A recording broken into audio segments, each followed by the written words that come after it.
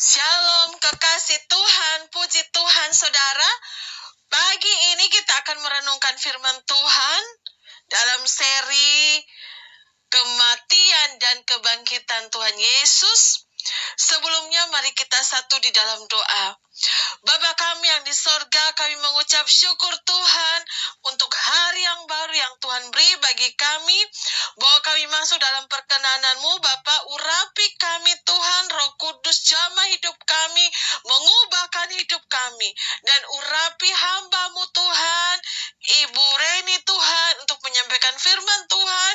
Urapi hamba-Mu dengan kuasa Roh Kudus-Mu, dalam nama Tuhan Yesus, haleluya, amin. Saudara yang dikasihi Tuhan, firman Tuhan, saya mengambil tema hari ini seri yang ketiga, kematian dan kebangkitan Yesus, menandakan Yesus sudah mengalahkan dunia ini. Sudah selesai. Saudara yang dikasihi Tuhan, firman Tuhan terambil dari Injil Yohanes, pasal 16, ayat yang ke-29 sampai 33. Kata murid-muridnya, lihat sekarang, engkau terus terang berkata-kata dan engkau tidak memakai kiasan. Sekarang kami tahu bahwa engkau mengetahui segala sesuatu dan tidak perlu orang bertanya kepadamu. Karena itu kami percaya bahwa engkau datang dari Allah. Jawab Yesus kepada mereka, percayakah kamu sekarang? Lihat, saatnya datang, bahkan sudah datang, bahwa kamu dicerai beraikan masing-masing ke tempatnya sendiri. Dan kamu meninggalkan aku seorang diri, namun aku tidak seorang diri, sebab Bapa menyertai aku.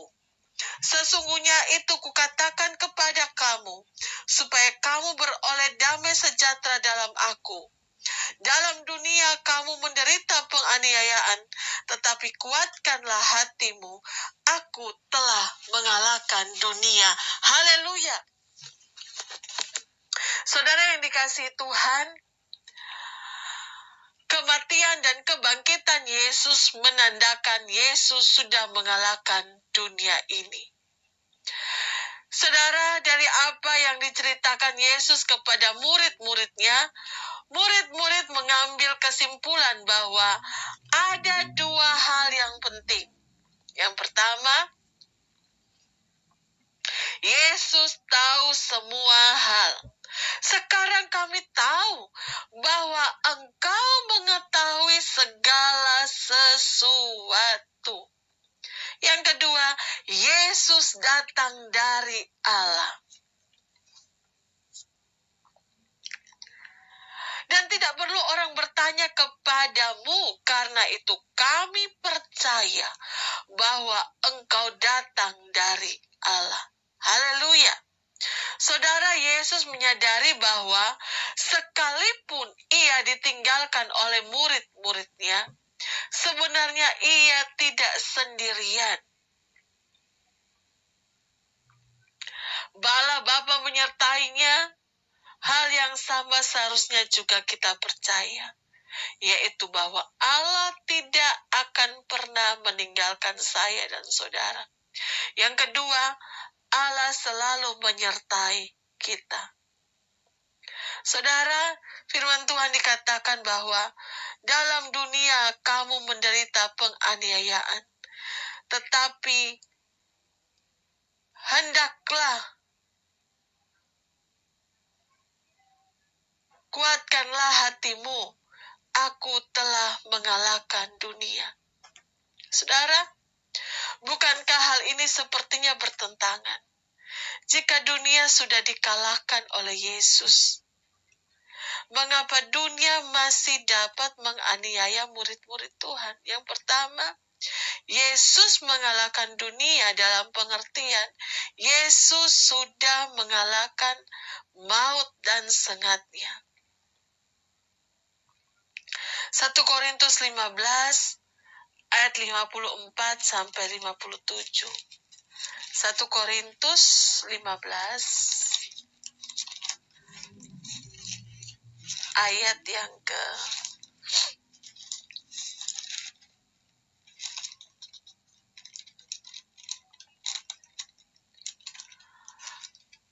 54 sampai 57.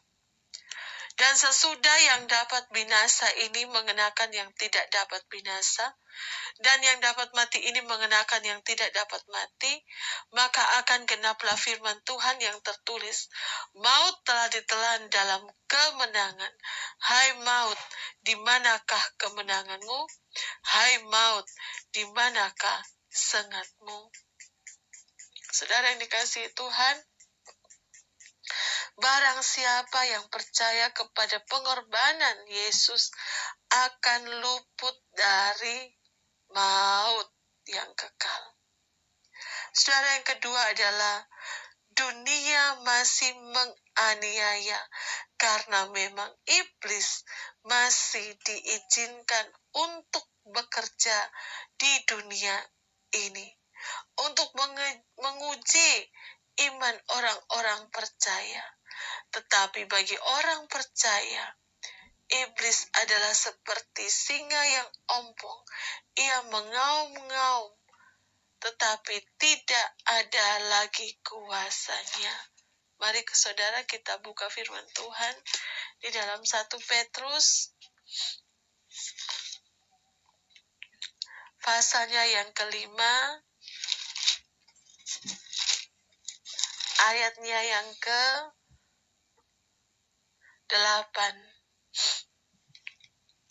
1 Petrus pasalnya yang kelima, ayat yang ke-8. Sadarlah dan berjaga-jagalah, lawanmu si iblis berjalan keliling sama seperti singa yang mengaum-ngaum dan mencari orang yang dapat ditelannya. Saudara yang dikasihi Tuhan, kita yang percaya kepada pengorbanan Tuhan Yesus akan lepas dari maut. Saudara yang dikasihi Tuhan, firman Tuhan kita buka lagi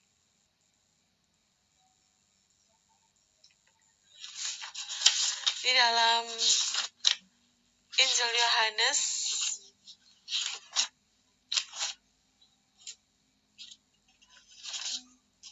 pasal yang ke-20 ayat 11 sampai 18.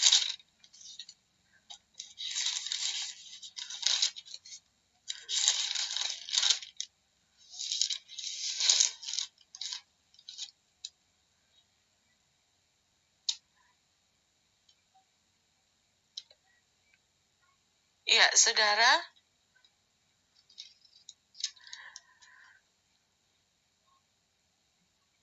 setelah Petrus dan Yohanes kembali di rumah, Maria Magdalena tetap berada di kuburan. Ia adalah seorang wanita yang sangat mengasihi Yesus dan setia melayaninya semasa ia hidup.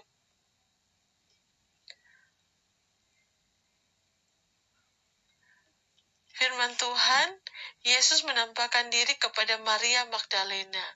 Tetapi Maria berdiri dekat kubur itu dan menangis. Sambil menangis, ia menjenguk ke dalam kubur itu. Dan tampaklah olehnya 2 orang malaikat berpakaian putih, yang seorang duduk di sebelah kepala dan yang lain di sebelah kaki, yang kaki di tempat mayat Yesus terbaring. Kata malaikat-malaikat itu kepadanya, "Dan mengapa engkau menangis?"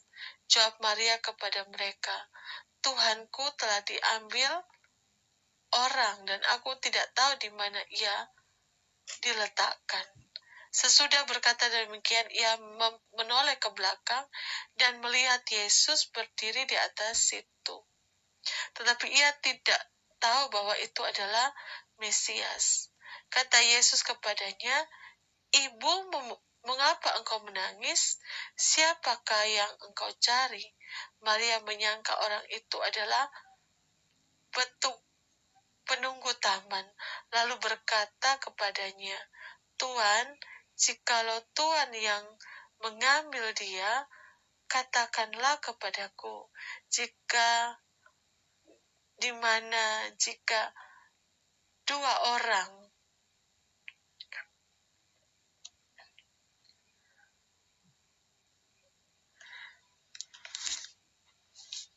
Ya, saudara, jikalau Tuhan yang mengambil dia, katakanlah kepadaku, di mana Tuhan meletakkan dia supaya aku dapat mengambilnya. Kata Yesus kepadanya, "Maria." Maria berpaling dan berkata kepadanya dalam bahasa Ibrani, "Rabuni," artinya guru. Kata Yesus kepadanya, "Janganlah engkau memegang aku, sebab aku belum pergi kepada Bapa. Tetapi pergilah kepada saudara-saudaraku, dan katakanlah kepada mereka bahwa mereka sekarang aku akan pergi kepada Bapakku, dan Bapakku kepada Allahku dan Allahmu." Maria Magdalena pergi dan berkata kepada murid-murid, "Aku telah melihat Tuhan," dan juga bahwa aku telah mengatakan hal-hal itu kepadanya. Saudara yang dikasihi Tuhan, dari pembacaan firman Tuhan ini, di mana Maria Magdalena tetap berada di kuburan. Ia adalah seorang wanita yang sangat mengasihi Yesus dan setia melayani Yesus selama ia hidup. Saudara, Yesus pertama kali menampakkan diri kepada Maria Magdalena setelah kebangkitannya. Walaupun Yesus berdiri di dekatnya, tetapi Maria Magdalena tidak mengenalinya, karena ada sesuatu yang menghalangi penglihatan, seperti pada Lukas 24 ayat 16. Lukas 24 ayatnya yang ke-16.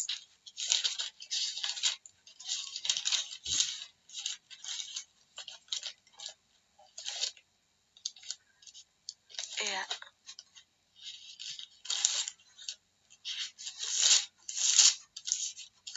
Lukas pasal 24 ayat yang ke-16.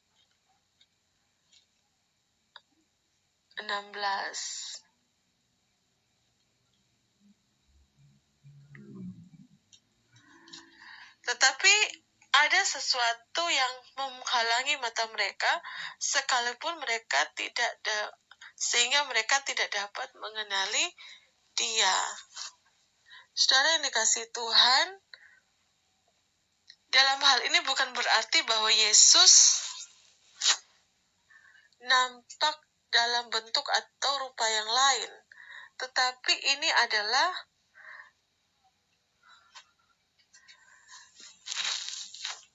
ketidakmampuan Maria Magdalena mengenal Yesus.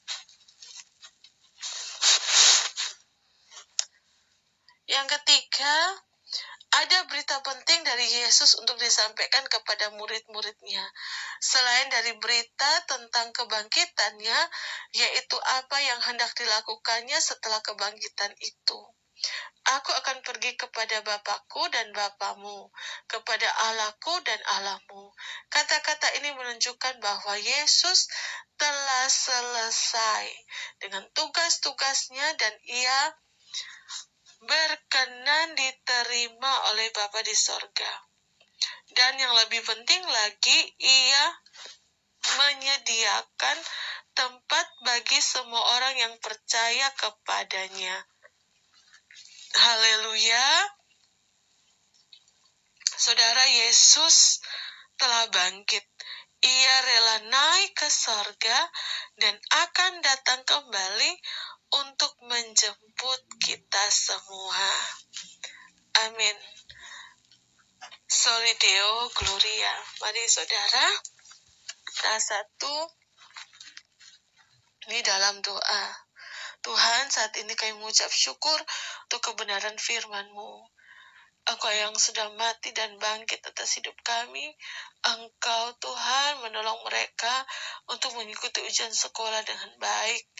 Terima kasih Tuhan, saat ini juga kami mau berdoa Tuhan, supaya setiap anak-anak Tuhan meluangkan waktu untuk tetap berdoa dan saling mendoakan saudara-saudara seiman yang mereka miliki kemiskinan, mereka memiliki kerinduan untuk berdoa dan berpuasa menghadapi kuasa-kuasa iblis.